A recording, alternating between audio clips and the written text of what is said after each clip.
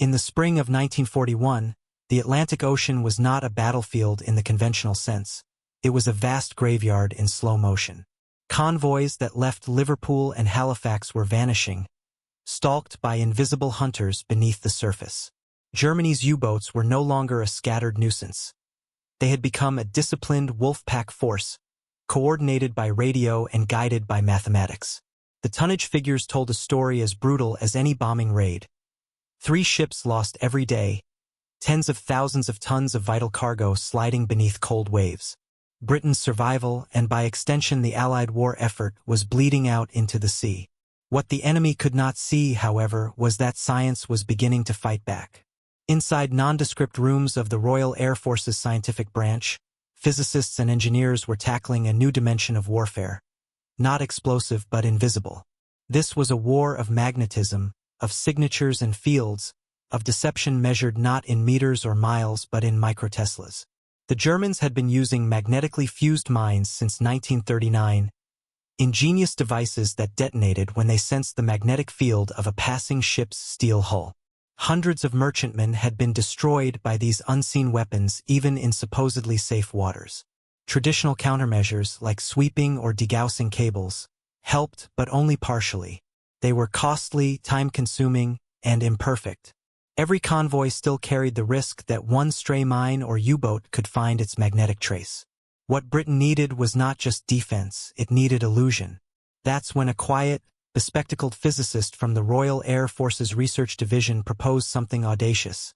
If magnetism could kill, perhaps magnetism could deceive.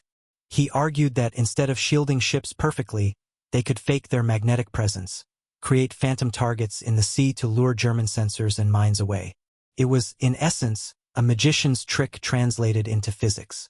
The notion sounded fanciful at first, but in war, imagination becomes a weapon. The physicist's proposal reached the Admiralty's Scientific Committee, and within weeks, experimental teams began laying coils, calibrating generators, and measuring distortions across British harbors. What emerged from those experiments was something extraordinary: a controllable magnetic ghost, a field projected into the water that could mimic a ship's passage even where none existed. In the months that followed, these ghosts would begin appearing across the Atlantic approaches. Fields that fooled U-boat detection, mines that detonated prematurely, and German crews convinced that phantom convoys were moving beneath them. And it all began with one man's invisible illusion, hidden not in steel or fire, but in magnetism itself. The physicist at the center of this quiet revolution was Dr. Edward "Ted" Ashcroft, a Cambridge-trained expert in magnetic resonance who had been drawn into wartime service through the RAF's Technical Research Division. Before the war, he was known more for his lectures on invisible fields than for any military inclination. But when Britain's survival began depending on the unseen, radio, radar, and now magnetism, men like him became frontline soldiers of a different kind. Ashcroft's interest in magnetism went beyond textbooks. In the 1930s, he had studied how steel hulls interacted with the Earth's magnetic field. When a ship moved through that field, it distorted it, like dragging a piece of iron through a pool of invisible water. German scientists had exploited this very principle to design magnetic mines capable of detecting those distortions.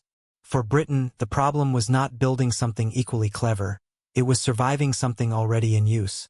After joining the RAF's research group in 1940, Ashcroft was assigned to the Directorate of Miscellaneous Weapons Development, an unassuming office in Richmond that had been producing some of the war's strangest inventions. There, physicists and naval engineers worked side by side, trading equations for explosions, theory for field results. Many projects failed, but each failure revealed new fragments of the problem. How to fight a weapon that senses what you cannot see. Ashcroft approached it not as a naval engineer but as a physicist. If magnetic fields could betray a ship, then perhaps magnetic fields could also lie. What if, instead of suppressing a ship's magnetic signature, one could project a false one, a phantom that appeared real to German detectors? The idea fused deception and defense. And unlike decoys or dummy ships, this illusion could exist entirely within the fabric of nature itself. He began working late nights on chalkboards filled with looping field lines and differential equations. The aim was clear: generate a controllable magnetic anomaly that could be projected into the water without revealing its origin. Early calculations showed it was theoretically possible. The challenge was turning equations into coils, and coils into something that could survive saltwater, vibration, and war. By late 1941, the Admiralty's Research Board had approved field trials. Under secrecy clauses, Ashcroft and his small team moved to a naval base in Portsmouth. Their workbench, cluttered with copper wire, voltmeters, and hand-wound coils, was about to give Britain something no fleet in history had ever possessed: the power to turn magnetism itself into camouflage. To understand the scale of what Ashcroft was fighting against, one must first understand the invisible battlefield that magnetism created beneath the waves. Germany's Kriegsmarine had introduced magnetic mines as early as 1939, scattering them along shipping lanes, river estuaries, and harbor entrances. These were no crude contact bombs. Each contained sensors calibrated to detect the faint magnetic distortion produced by a steel hull passing overhead. When a ship's field crossed a certain threshold, the mine would arm and detonate, often without any visible clue as to what had caused it. The psychological effect was devastating. Ships could be destroyed in calm waters, far from periscopes or torpedoes. Crews spoke of cursed channels where no enemy was ever seen. The British response initially had been purely defensive. Engineers created degaussing cables that wrapped around hulls and reduced magnetic signatures by inducing counterfields. Every major port began to install degaussing stations, where ships paused before departure to be recalibrated against the Earth's magnetic pull. But the system had limits. Degaussing worked, yet not perfectly. A misset current or an uncalibrated hull could still trigger a mine. Worse, it made ships dependent on specific ports for periodic recharging, a logistical choke point the Germans understood well. Then came another evolution: U-boats fitted with magnetic anomaly detectors, or MADgear, intended to find submerged metal masses like escort ships or minesweepers. The ocean had become a web of invisible sensors, and every ton of steel Britain launched made the web tighter. Ashcroft recognized this for what it was: an information war conducted through physics. The Germans weren't simply blowing up ships. They were reading them magnetically, turning raw data into destruction. Countering that meant more than neutralizing a field. It meant corrupting the enemy's perception of reality. His vision was radical. If magnetic mines could be fooled into detonating at harmless distances, then U-boat detectors could also be misled into chasing ghosts. A properly tuned magnetic signal could, in theory, create phantom ships hundreds of meters away from the real target. In early trials, Royal Navy engineers tested controlled coils near Weymouth Bay. They recorded spikes in field readings that mimicked a ship's presence even when the water was empty.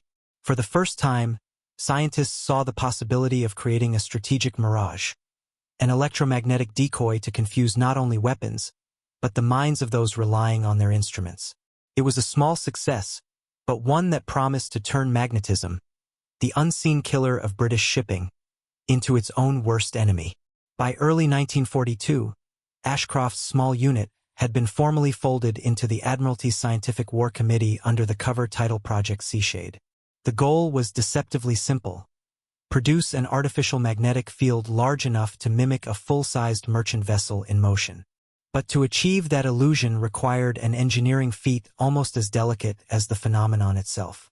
The first prototypes were crude: hand-wound coils sealed inside waterproof casings and lowered from small boats into the shallows near Portsmouth. Power came from noisy diesel generators ashore, their output fluctuating with every gust of wind. The results were inconsistent, but they proved one critical point: magnetic deception could be manufactured, not merely theorized. The challenge became scaling it into something deployable at sea.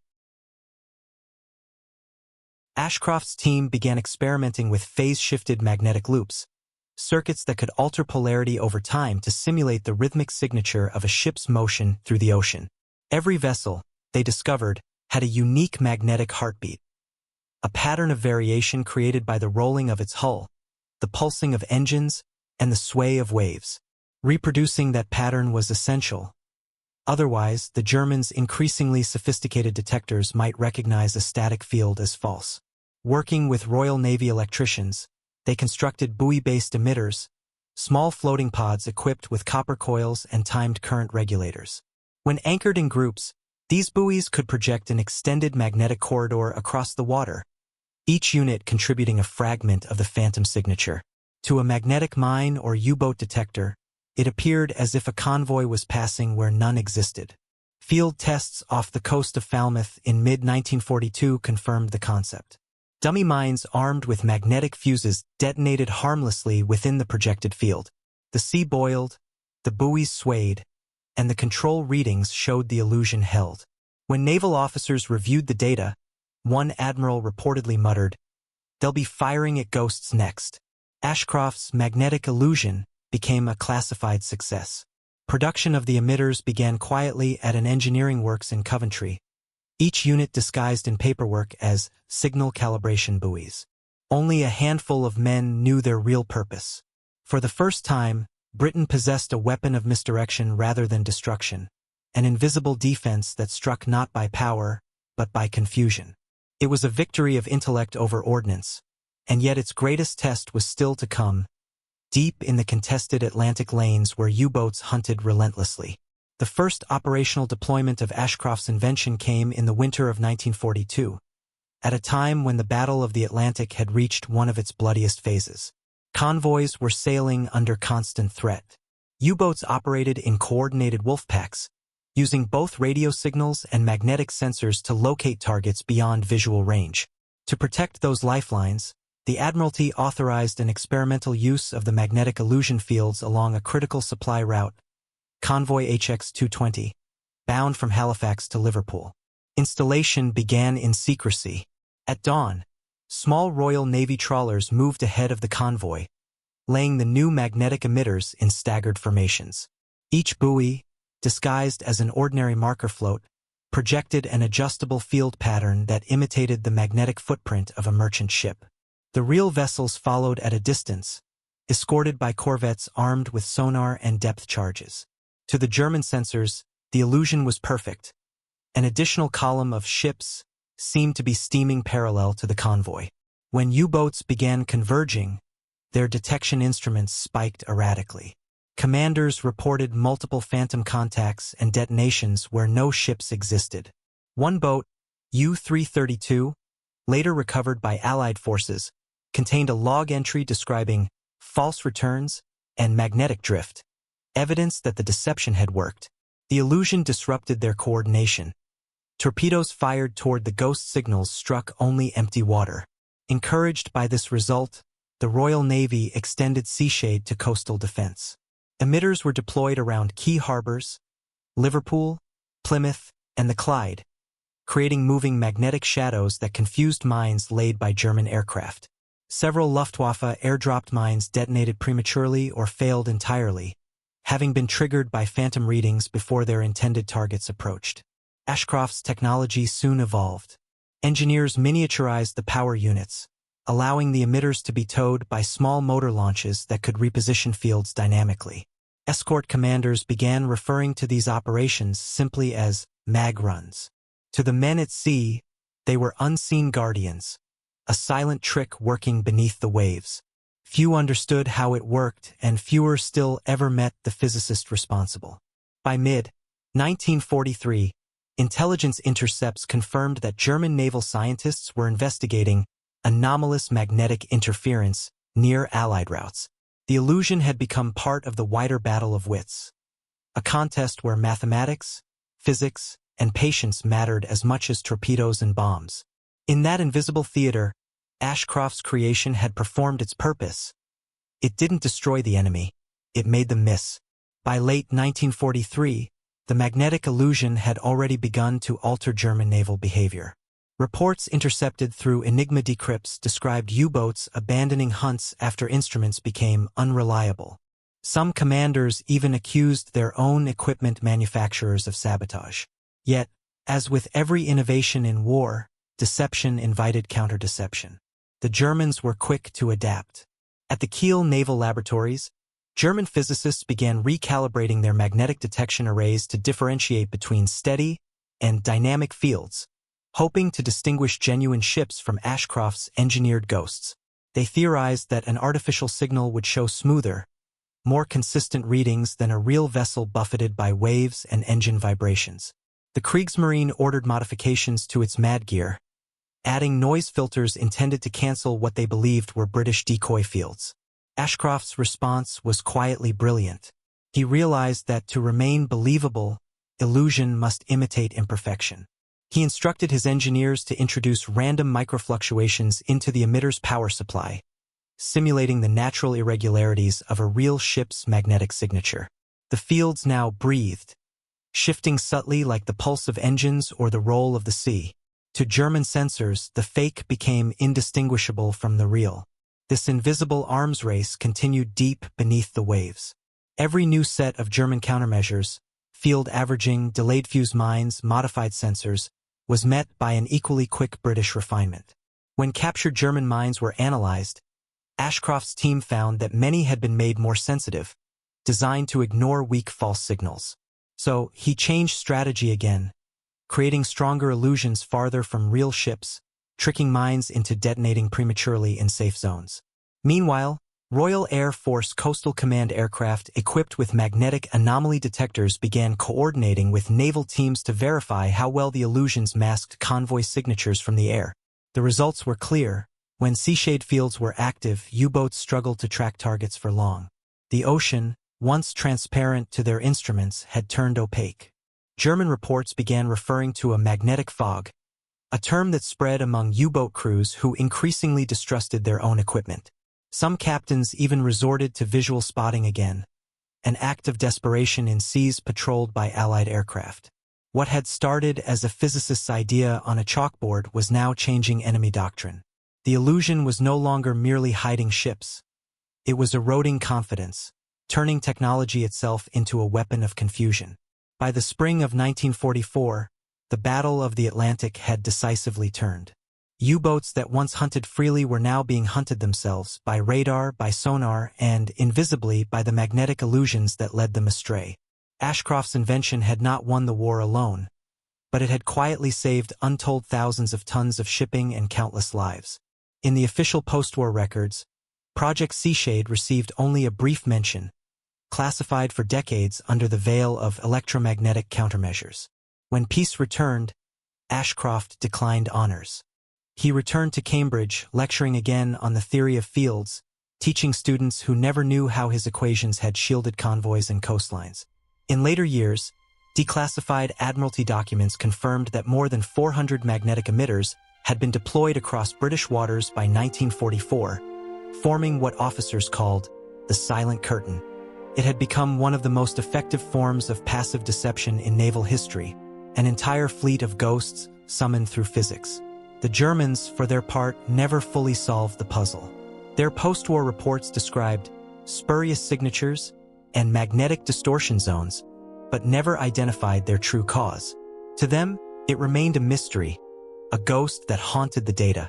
Ashcroft's work paved the way for later generations of electromagnetic deception, from Cold War submarine countermeasures to modern stealth technologies.